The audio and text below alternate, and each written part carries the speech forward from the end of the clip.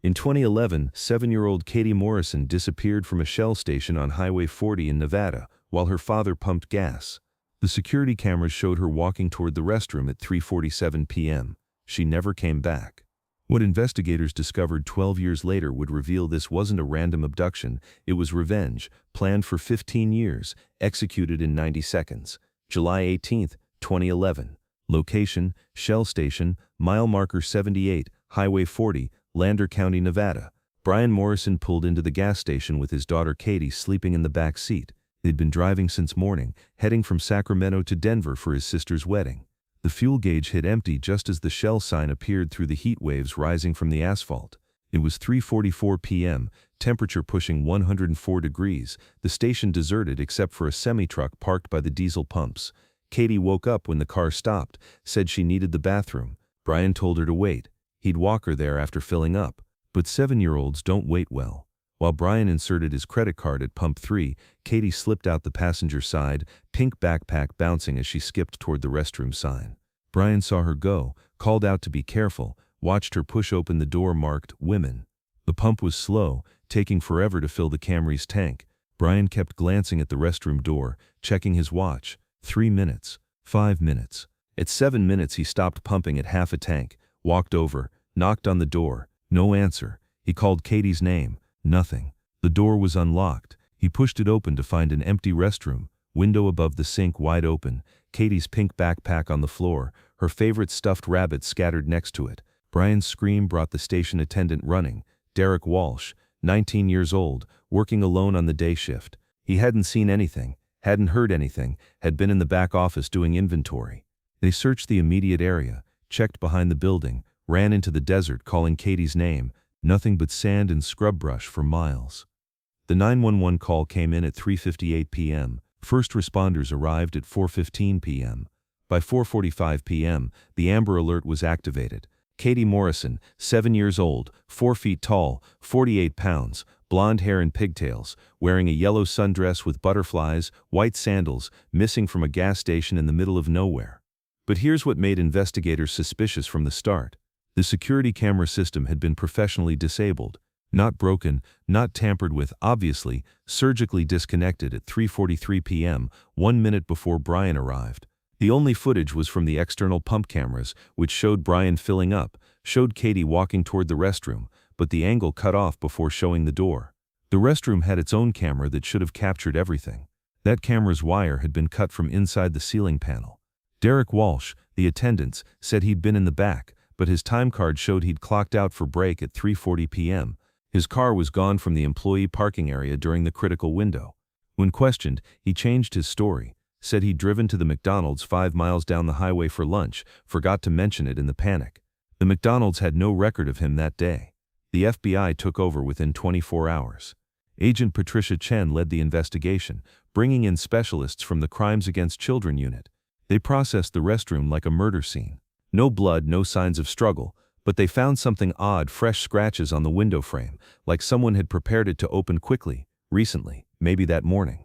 The truck driver at the diesel pumps, Roy Hutcherson, had dashcam footage. It showed something crucial, a white van parked behind the station at 3:30 p.m., gone by 4 p.m. No plates visible, but a distinct dent in the rear left panel. The van hadn't come through the front entrance, must have approached from the desert access road. Brian Morrison was cleared immediately. His grief was genuine, his timeline verified by credit card records and phone GPS, but when agents dove into his background, looking for anyone who might want to hurt him through his daughter, they found something unexpected. Wait, here's where this case takes its first dark turn. In 1996, 15 years before Katie disappeared, Brian Morrison had been someone else, Officer Morrison of the Phoenix Police Department. He'd testified in a major case, his testimony sending a man named Thomas Garrett to prison for life. Garrett had been running a methamphetamine operation, but the conviction that got him life wasn't for drugs, it was for the murder of a rival dealer. Brian's testimony placed Garrett at the scene, identified him as the shooter. Thomas Garrett had screamed in the courtroom when sentenced, "You took everything from me. My family, my life, everything. I'll return the favor, Morrison. 15 years, 20 years, doesn't matter, you'll know what it feels like." But Thomas Garrett was still in prison when Katie disappeared. Had been for 15 years, would be for life. No parole, no early release, maximum security at Ely State Prison. When investigators visited him, he smiled and said, "I told Morrison he'd know how it feels. Guess he does now." The FBI investigated every visitor Garrett had received, every phone call, every letter. One name appeared repeatedly: Marcus Wade, Garrett's former cellmate, released in 2009 after serving 12 years for armed robbery. Wade had visited Garrett monthly until 6 months before Katie's disappearance, then stopped suddenly. No forwarding address. Parole officer hadn't seen him in 3 months. But here's what changes everything about this case. Derek Walsh, the gas station attendant, had an interesting connection. His mother had remarried when he was 10. His stepfather's name, Marcus Wade, the same Marcus Wade who'd been Garrett's cellmate. Derek had been recruited, positioned at that specific gas station, waiting for Brian Morrison to eventually stop there. The route from Sacramento to Denver was predictable, the gas station intervals calculated. They knew someday Brian would need gas at mile marker 78. When agents arrested Derek Walsh, he broke within hours. Yes, Marcus was his stepfather. Yes, Marcus had gotten him the job at the station 6 months ago. Yes, he'd been told to watch for a man matching Brian's description with a young daughter. The plan was simple. When they arrived, Derek would disable the cameras, clock out, give Marcus the signal. Marcus would grab the girl from the restroom, take her through the window he'd prepped that morning. But Derek swore he didn't know what Marcus did with Katie after. He thought it was just to scare Morrison, that Katie would be returned after a few days. He didn't know Marcus planned to keep her, possibly kill her. Derek was 19, stupid, manipulated by the only father figure he'd ever known. The manhunt for Marcus Wade intensified. His photo was everywhere, his van's description distributed nationwide, but Wade had vanished completely, along with Katie. No credit card use, no phone activity, no sightings despite thousands of tips. It was like they'd driven into the desert and evaporated. August 2, 2011. Location: abandoned mine shaft, Nye County, Nevada. A geological survey team found the white van 200 feet down an old silver mine shaft, 40 miles from the gas station. It had been pushed off the edge, crashed through rotting support beams, landed upside down on a ledge. Inside the van they found blood, not much, but enough to test. It matched Katie Morrison's DNA. But no bodies, no Katie, no Marcus Wade, just the van, some blood, and Katie's white sandals placed neatly on the driver's seat like a message. The mine shaft continued down another 300 feet, branching into tunnels that hadn't been mapped since the 1890s. Search teams spent weeks underground, found nothing but darkness and dead ends. Here's where the investigation took an even darker turn. In September 2011, Brian Morrison received a package at his home in Denver. No return address, postmarked from Ely, Nevada, the town where the prison was located. Inside was a photo of Katie, clearly taken after her abduction. She was sitting on a bed in what looked like a motel room, holding a newspaper dated August 15, 2011, a month after she disappeared. She looked unharmed but scared, her eyes red from crying. On the back of the photo, written in Katie's shaky handwriting, "Daddy, he says you know why this happened. He says Mr. Garrett says hello, please come get me." The FBI analyzed everything. The newspaper was real, the Ely Daily Times from that date. The motel room was generic, could be anywhere. The bedspread pattern was traced to a supplier that serviced over 300 motels across Nevada and Utah. Katie's handwriting was verified by her teacher. It was really her. Brian Morrison went public, pleading on national television for his daughter's return. He admitted his past as a police officer, admitted testifying against Garrett, offered to do anything to get Katie back. Thomas Garrett watched from his prison cell, told guards he had no idea where the girl was but hoped Morrison was suffering. Then, nothing. No more photos, no contact, no sightings. The case went cold. 2011 to 2023. The years between. Brian Morrison never stopped searching. He quit his job, sold his house, spent every penny on private investigators and searches. His marriage fell apart, his health deteriorated, but he kept looking. He moved to Nevada, spent his days driving desert roads, checking abandoned buildings, showing Katie's photo to anyone who'd look. Derek Walsh was sentenced to 15 years for conspiracy to kidnap. In prison, he was targeted by other inmates who knew he'd helped abduct a child. He requested protective custody, spent most of his sentence in solitary confinement. He wrote letters to Brian Morrison, apologizing, swearing he didn't know where Katie was. Brian never responded. Thomas Garrett died in prison in 2018, stabbed by another inmate in a dispute over commissary. Before dying, he allegedly told the prison chaplain, "I won. Morrison knows how it feels now. 15 years wasn't enough. He'll suffer forever." Marcus Wade was never found. The FBI kept him on their most wanted list, but leads dried up. Some believed he'd died in the mineshaft, body never recovered. Others thought he'd fled to Mexico. But there was a third theory, one investigators didn't want to consider, that Katie was still alive somewhere, hidden away as the ultimate revenge, growing up with no memory of her real father. But wait, here's the breakthrough nobody expected. April 2023. Location, Cedar City, Utah.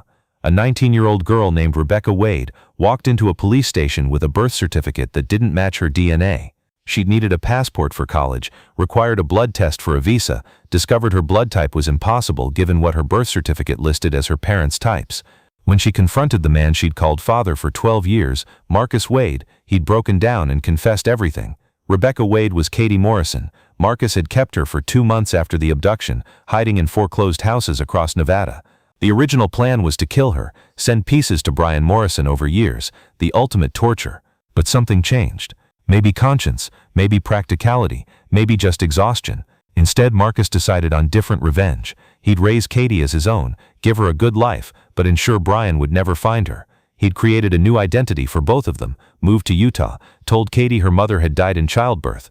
She had vague memories of before, but Marcus had convinced her they were dreams, fantasies, not real. He'd homeschooled her, kept her isolated but not abused. By all accounts, he'd been a decent father to her for 12 years, which made the truth even more twisted.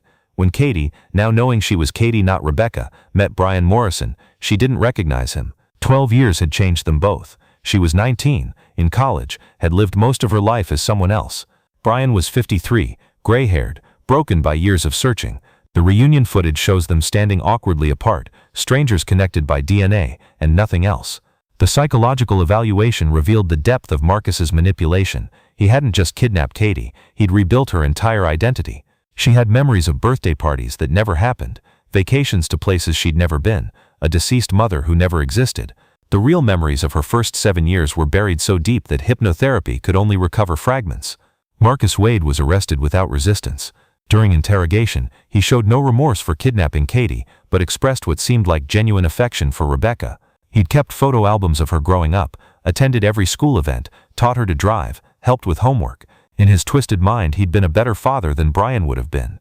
The legal case was complex. Katie was legally an adult, had been raised for 12 years by her kidnapper, had emotional attachments that couldn't simply be erased. She testified at Marcus's trial, describing the confusion of loving the man who'd stolen her childhood while grieving for the father she couldn't remember. Marcus Wade was sentenced to life without parole. During sentencing, he looked at Brian Morrison and said, "I gave her a good life. She went to college. She's happy. That's more than Garrett's family got." Derek Walsh was released in 2023, having served his full sentence. He immediately left Nevada, changed his name, disappeared into obscurity. In his final parole hearing, he said he still had nightmares about that day, about being the one who made it possible. Here's the final, most heartbreaking revelation.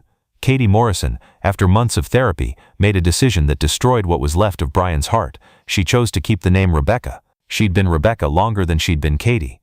Her friends knew her as Rebecca. Her boyfriend loved Rebecca. Her professors wrote recommendations for Rebecca. Katie was a ghost, a 7-year-old who disappeared and couldn't really come back. She maintains contact with Brian, sends him updates, even visits occasionally. But she also visits Marcus Wade in prison, the only father she really remembers. The psychological reports describe her as suffering from extreme identity fragmentation. She's simultaneously the victim and the daughter of her victimizer, Katie Morrison and Rebecca Wade, found and still missing. Brian Morrison still lives in Nevada, in a small apartment filled with photos of 7-year-old Katie. He won the lawsuit against the gas station company for inadequate security, received $3 million, donated all of it to missing children organizations. He volunteers with families of missing children, tells them to never stop looking, even though finding them might not bring the reunion you imagined. The Shell station at mile marker 78 was demolished in 2015, but locals say if you drive that stretch of Highway 40 at 3:47 p.m. on hot July afternoons, you can still see a little girl in a yellow sundress walking toward a restroom door, never quite reaching it, trapped forever in that 90-second window when everything changed. Thomas Garrett got his revenge from beyond the grave. He'd promised Brian Morrison would know how it feels to lose everything, and he was right. Brian lost his daughter twice, once to an abduction and again to the years that followed. Katie Morrison disappeared at 7 and was found at 19, but the girl who was found wasn't the one who was lost. The case file remains open in a technical sense. The FBI considers it solved but not resolved. Somewhere in the gap between Katie and Rebecca, between 7 and 19, between father and kidnapper, exists a truth too complex for legal definitions, that sometimes being found doesn't mean being recovered, and some revenges are so complete they continue long after everyone involved is either dead or imprisoned. Marcus Wade's only regret, he told investigators, was not taking her sooner. If he'd raised her from infancy, there would have been no memories to suppress, no identity to replace. She would have simply been Rebecca, and Brian Morrison would have spent his entire life searching for a daughter who never really existed. The revenge wasn't just the taking, it was the returning of someone else,